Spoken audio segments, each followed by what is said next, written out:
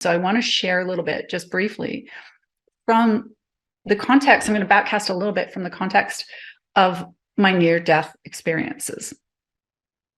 And for whatever reason, they're coming forward right now. Is like, now's the time, Callie, to start talking about these things, because they are partly the influence underneath why I do what I do, why the body is a source, why the body is a beautiful, our last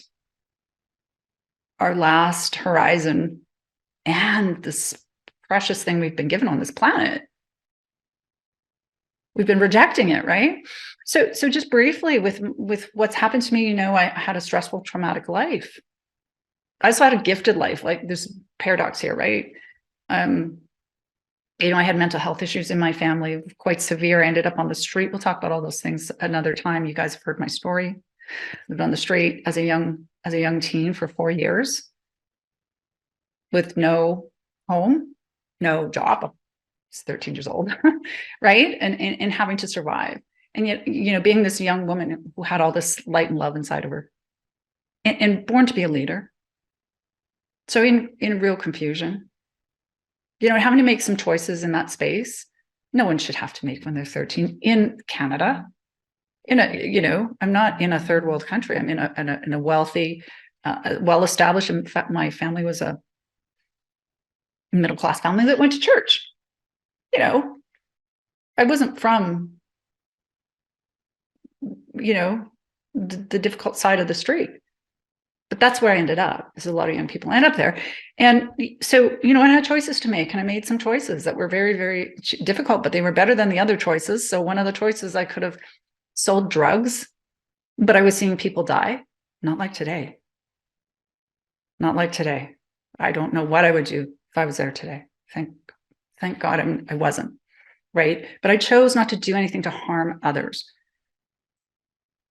And so, I had to make some choices that aren't really pretty, right? But through all this, I had the impact on my physicality, on my body. I felt a lot of shame. And I ended up having multiple lung collapses. Not just when I was on the street, but when I got off the street, I would have left and right lung collapses. And then I ended up in the hospital, and I had to have double lung surgery. So I've had my sternum and part of my lungs taken out. I'm so grateful for that.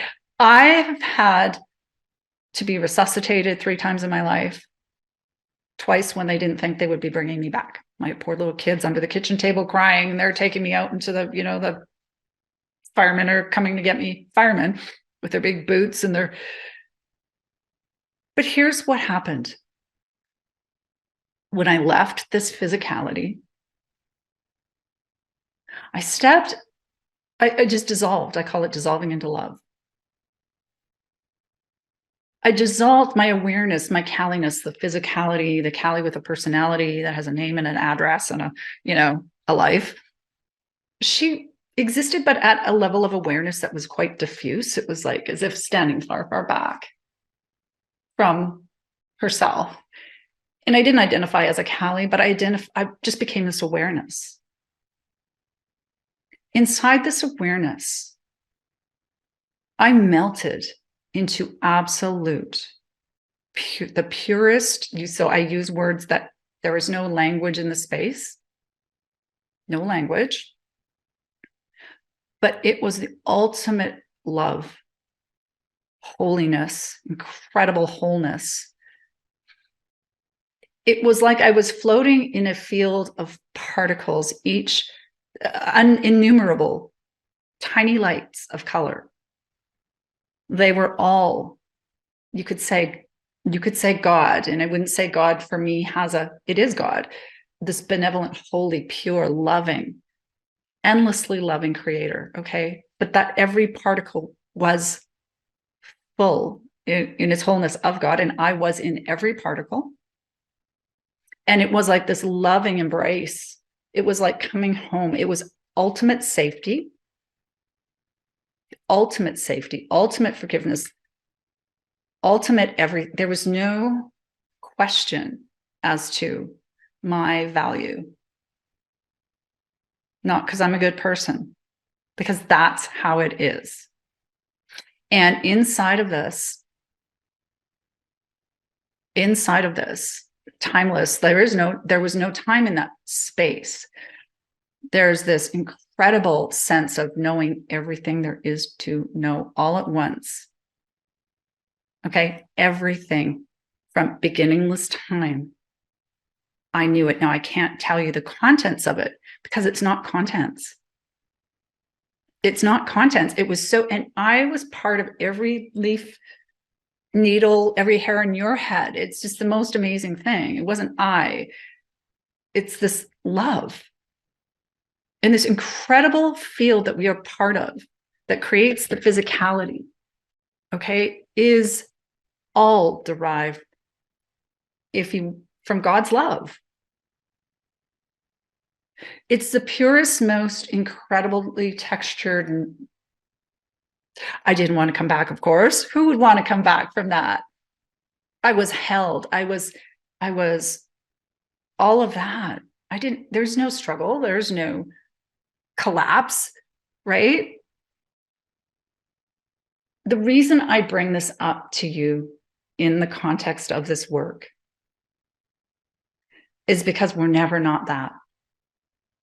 When I came back, each of those times I realized, and I reanimated and I dissolved back out of this pure form into this physical form, I realized, oh my gosh, I am that right now.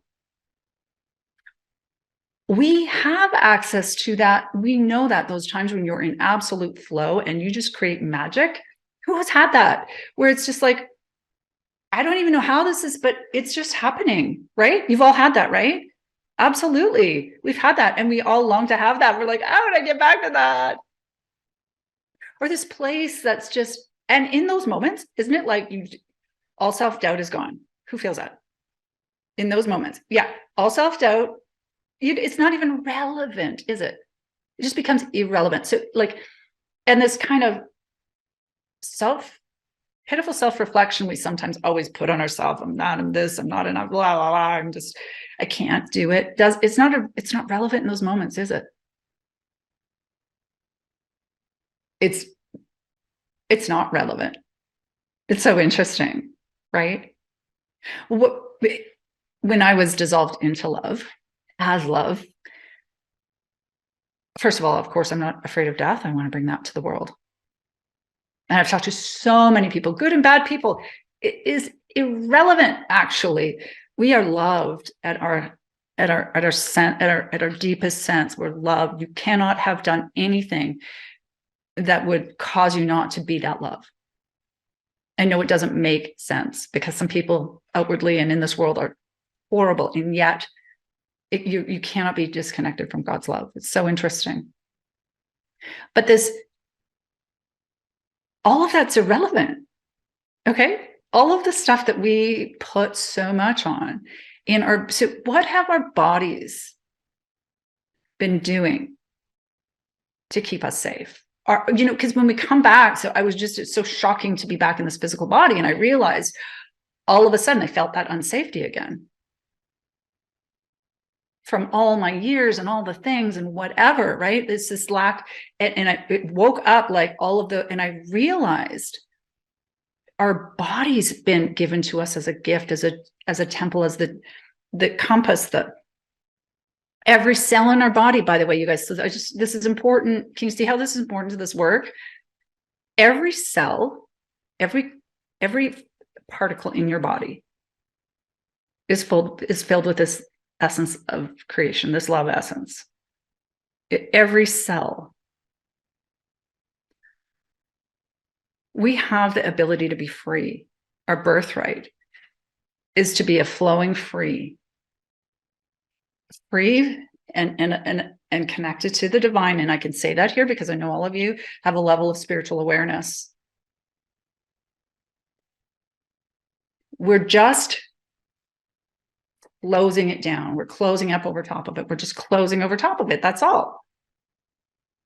We're closing over our true nature. We're closing over our connection to the divine. And then we close our possibility. And we get in these narrow ruts and we get these physicalities, and we get this stuff, and we feel separate. How many of you have felt, I got to do this myself? How many years did I feel like I got to survive? I have to do it. I have to do it, right? And inside of my lung collapses, you guys, I was stuck. So getting back to the purely physical side. So it's all connected. I didn't know I had to go to physiotherapy. I was young. So I spent the majority of my young adult life protecting this area. They've cut my sternum open and drilled holes and cut my lungs and stapled me back and all that stuff. I didn't breathe below the top of my sternum. I became a block. I couldn't access my sensory body. I couldn't. And what happens when we breathe up here? We're in sympathetic nervous system breath, right? We're in panic breath. This is where you breathe when you're panicked. So I spent 20 some odd years of my life in panic breath, trying to live my life as a leader, not knowing the connection. So dissolving back into this body, I realized how using the body to open to that is critical. To open to our original nature. In our original nature, we not only find our story and drop into what we're here to be and do, we find our actual voice. Our ribs open. There's so many words for it, in eons and eons of words, right? Kundalini energy, the Holy Spirit. What else? Any other words that come to mind when I talk about like this connection through us being a vessel? You guys can unmute and is there any other words that come forward that you can think of? Being in the zone, if you want to be in connection to source energy. Yeah, connection to source energy. Right? Is that the chi as well? Yes, chi, yes, very much so, right? Vital energy, all of it. But this is like who we are. And it needs to be animated and flavored in us. It's not separate from us, right? And we've just been trying to open to get into the energy without, and we're here, you're here, you are here because you've done all the work and you have this, you want to step out now. You're ready, right? You're ready to live fully. You're like you're ready to do the thing. Yes, have the business, but you want to be in your authentic self, correct? Yeah, more of you, right? And powerfully and comfortably so, like comfortable in our own skin. This is why we're here. So what we're doing is we're going to start releasing the things that are just over top of that have been, and lovingly integrating this beautiful part of ourselves that has just been a little bit confused.